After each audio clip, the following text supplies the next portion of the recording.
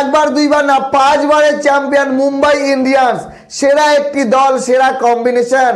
রোহিত শর্মা, জসপ্রীত বুমরা, হার্দিক পান্ডিয়া, তিলক বর্মার মতো প্লেয়ার যেই দলে আছে তারা অফিসিয়ালি এলিমিনেট হয়ে গেল, তারা প্লে অফে যেতে পারবে না। তার সঙ্গে আজকে এলিমিনেট হয়ে গেল লখনউ সুপার জায়েন্টস। কথা বলি আজকের দ্বিতীয় ম্যাচে মুম্বাই ইন্ডিয়ান্স এবং আরসিবির কি ম্যাচ ছিল।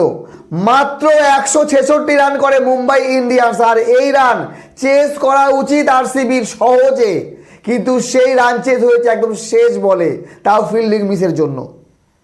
আজকে দুর্দান্ত পারফরমেন্স বলতে হয় এক কথায় ভুবনেশ্বর কুমার। বল হাতে 4 উইকেট এবং ব্যাট হাতে ওই যে 6 মারলো, সেই 6 না মারলে হয়তো আরসিবি এই ম্যাচ জিততে পারতো না, পয়েন্ট টেবিলে সবার ওপরেও যেতে পারতো না। তো আরসিবির টপ 6 জন ব্যাটসম্যান আজকে ফ্লপ খেয়েছে। বেথেল 27, বিরাট কোহলি 0, দেবদূত Padikkal 12, Rajat Patidar 8, Jitesh Sharma 18, Tim David 0। Romario Shepherd তো পুরো চেষ্টা করেছে আরসিবিকে হারানোর, 11 বলে 4 রান, কিন্তু আরসিবি হারেনি।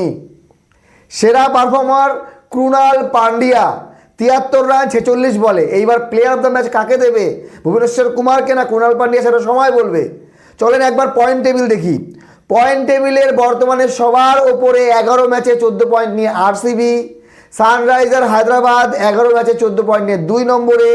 গুজরাট টাইটেন্স এদিক ওদিক করতে করতে তারা 2 থেকে 3-এ নামলো, 11 ম্যাচে 14 পয়েন্ট। পাঞ্জাব কিংস 10 ম্যাচ খেলেছে, সব থেকে কম ম্যাচ, 13 পয়েন্ট নিয়ে 4 নম্বরে। আর চেন্নাই সুপার কিংস হেলতে দুলতে কিভাবে তারা 5 নম্বরে এসে ঠেকেছে।